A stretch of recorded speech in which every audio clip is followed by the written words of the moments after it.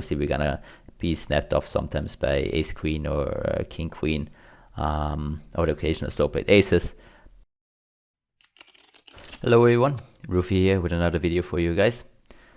Since I'll go to Mexico over the winter, I thought we'll have a look at some of the most interesting hands that I played on Pokerstars Italy, both on 500 and 1K even.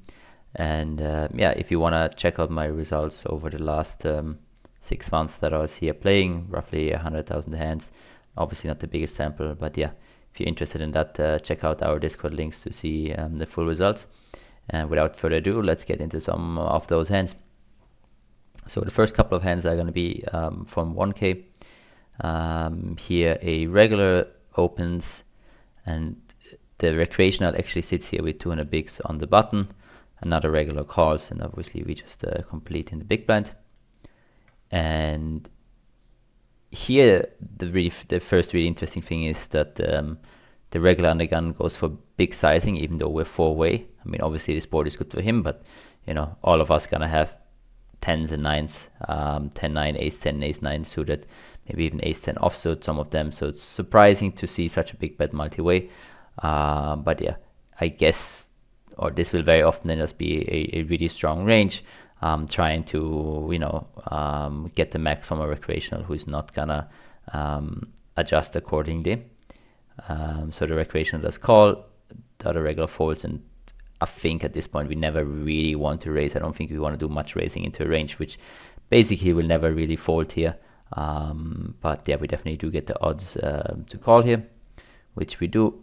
And the turn brings in the flush. Here, actually an interesting play would have been to just straight out lead from the big blind. I will definitely have more flushes, and this turn is definitely going to improve me. Just given that he bet large into 2 players, would have been an interesting line. There's some arguments also to check, letting him bet his strong hands, but you know, maybe he now checks back some ace king, ace queen, maybe some 2 pairs. And if this checks around, it will obviously not be great. But in this case, I did decide to check, and Andrian keeps betting for half pot now, so his size down. Definitely acknowledging the fact that, you know, his sets and 2 pairs can't go for that, can't bet that large anymore. The recreational unfortunately folds, and here I have the decision between calling or raising. So the problem is, when I just call, very often it will just go check check on the river, even on bricks, right? Even if he has here ace king, ace queen, even ace 9, he might just check that back on the river. And also if he does have bluffs, which is rather unlikely given that he did bet large on a flop, I think the main bluffs that he's gonna keep firing are gonna contain the king of clubs, so a hand like king jack or king queen. Maybe queen jack with a club would be firing, but I think he's mainly gonna use the king x of clubs, so I'd rather raise when I have the nut flush here, and then call when I have lower flushes here. And also I unblock, you know, a hand like queen jack of clubs here that he could have, so lower flush, or maybe like queen 9, jack 9 of clubs, because I have a high and a low card, so I think raising here makes sense.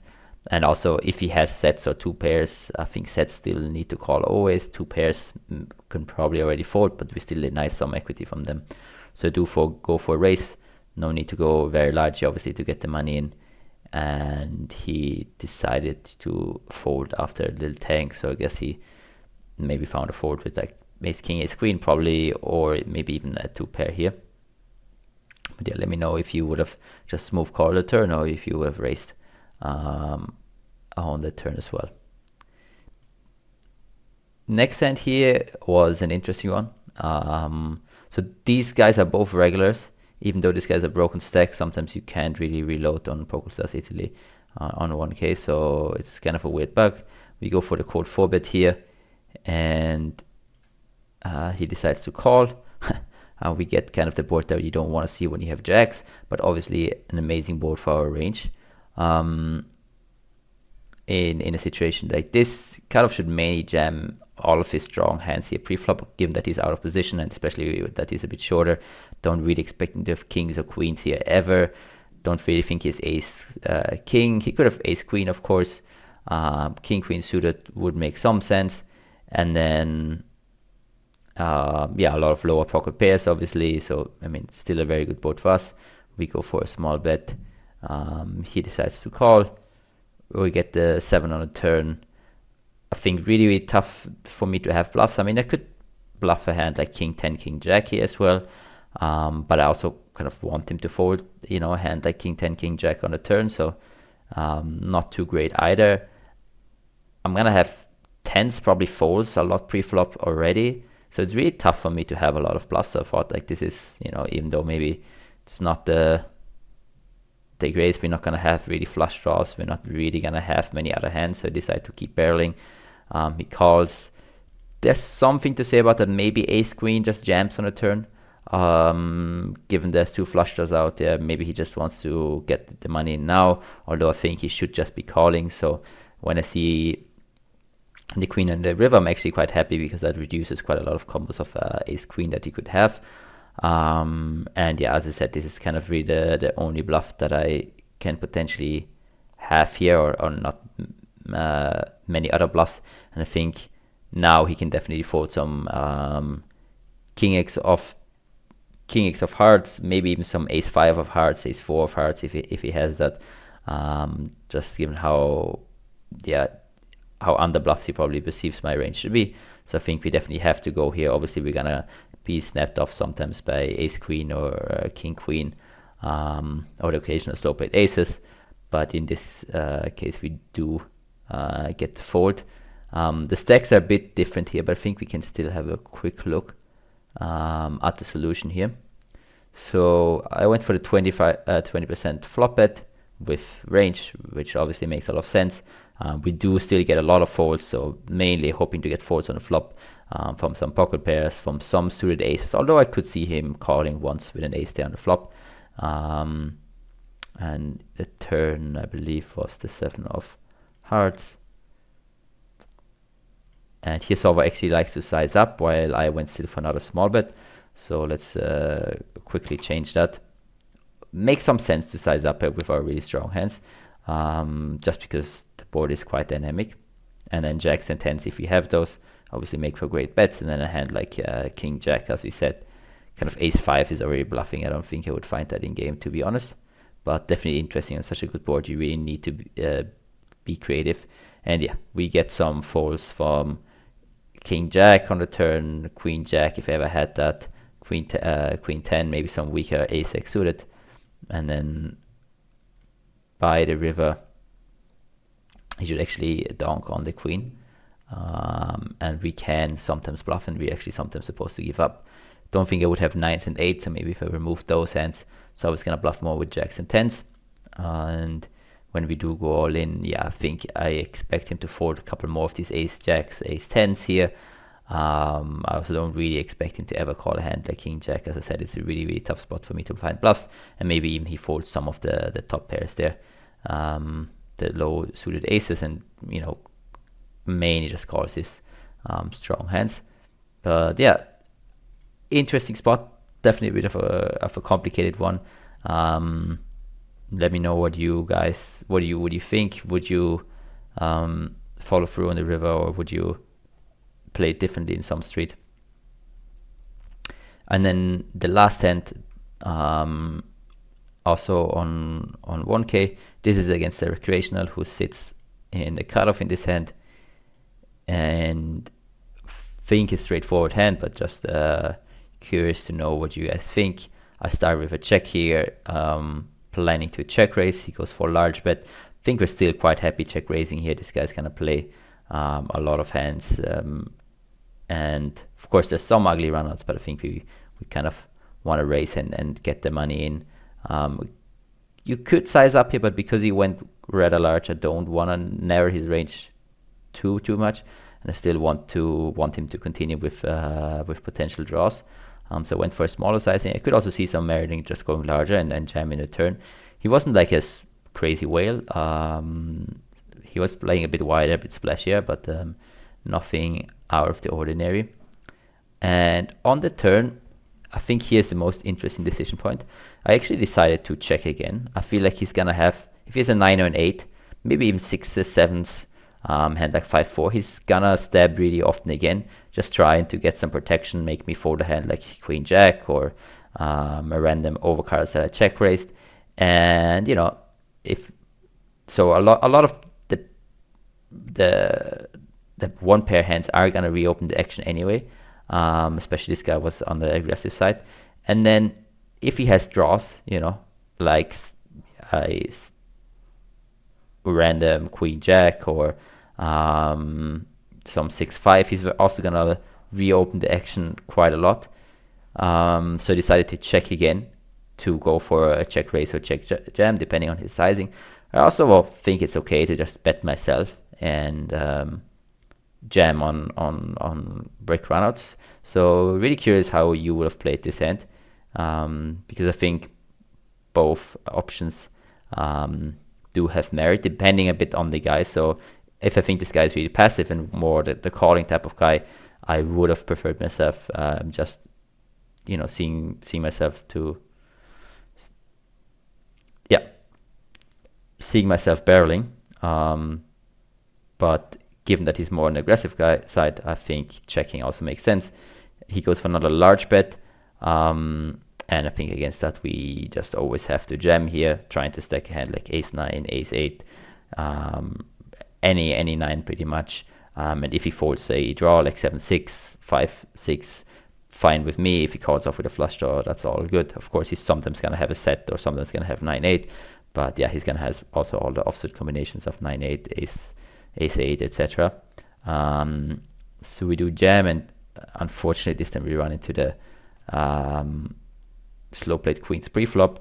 Don't think there's too much to be done here. I mean, he's definitely gonna have 10s as well. He's definitely gonna have, as we said, ace-9 suited and offsuit, king-9 suited and offsuit. So I don't think there's much we can do, but definitely the turn point is quite an interesting decision point. So let me know what you how you guys would have played that hand. And let's have a look at some more interesting hands from 500 NL now. This one was actually against an idle regular, so we can look at it also from a theory point of view. I 3-bet the big blind against the cutoff. He calls. I use a half-pot strategy here. You could even go larger on a flop like this one. I think my hand mainly wants to bet. Checking is fine as well. Can really go either way here. He does decide to call, and we get the 4 of diamonds on the turn. And this is a turn where I'm gonna play jams or checks here, right? Like if I have overpairs, I really want to put in the money now, trying to, you know, stack a hand like 8s through jacks pretty much, and yeah, either making fold or call off with a flush draw. Both options are fine, and then my bluffs will mainly come from really high equity draws like flush draws myself. In the in-game, I didn't think much further and just went for the jam with my flush draw. In hindsight, I actually don't really like this play. I think it would be better to jam my diamonds, so my backdoor flush draw that I get here with, because he will definitely call all hard hands on the flop. And if he has a hand like Jack 10 of hearts, 10 9 of hearts, Queen 10 of hearts, or King 10 of hearts himself, maybe even Ace 10 of hearts, he needs to fold against his jam because he just doesn't get the right pot odds. So I block a lot of those folds. While when I have the diamonds, I definitely block less because I don't think he can float 10 9 or Jack 10 of clubs on the of diamonds on the flop. So I think jamming those would definitely be better. Same goes for, you know, jamming maybe a hand like King Queen should also be better, because I don't, well, I have more equity against jacks and 10s, and also if his 10s, jacks probably pure calls, but 10s 9s could already be indifferent, so I don't think I want to have a 10 in my hand and then maybe jam some more of my ace-x flushes. In hindsight, I think this is a mistake, but we'll have a look at the solver. If I remember, it was also not the best play in theory. In this case, we do just run into jacks, which I think just always calls.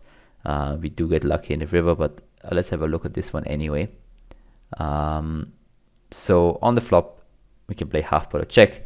As you can see, you know, if we go to flush draws, we mainly bet those. We can check them sometimes. I'm not gonna go too deep. Why King 10 jacks and King Jack bets and then King Queen checks again.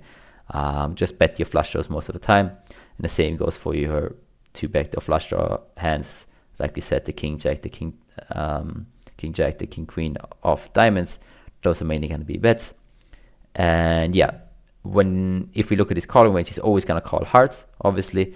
But if he wants to call a backdoor flush draw, right, he can only really call the best one. So ace queen, ace jack, then all the other ones are already indifferent on the flop, and jack 10, 10, 9 already have to pure fold. And this is something that I kind of missed here in game when we get to the turn and we see the jams now, which is going to be our strategy, mainly jamming with our overpairs and then some flush draws together with some ace king that kind of get caught by worse flush draws, but yeah, can fold out some better pocket pairs.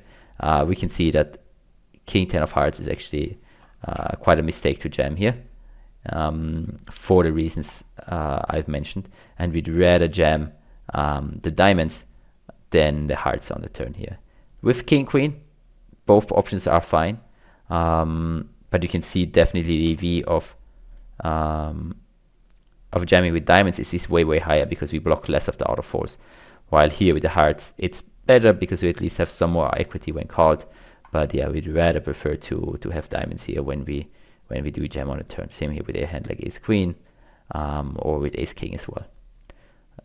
And yeah, if we look at the defending range, jack's obviously a pure call, 10s, 9s, 8s are already becoming different.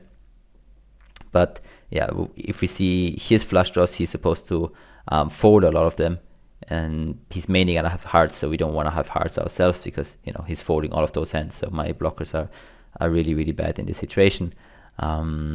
So yeah, definitely mistake there by me, and something hopefully where we can all learn something from. In this case, the alternative play that I should have taken was to simply check my hand, and then if he faces a small bet, I can just simply check call. I could also jack jam at that point, but still I guess we fold a lot of bluffs, so mainly we do just check call, right? Because again, if we jam here, similar story that he now needs to fold his hearts, so we mainly just want to check call.